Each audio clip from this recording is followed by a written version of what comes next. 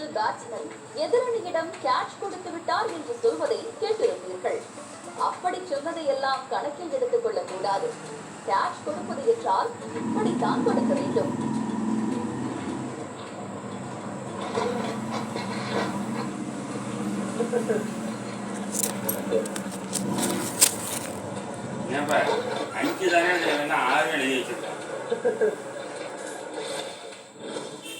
இது மந்திரித்த முட்டையா? தள்ளிவிட்டாலும் விழமாட்டேங்குதே, ஆச்சரியப்படுகிறார் மீசைக்காரன்.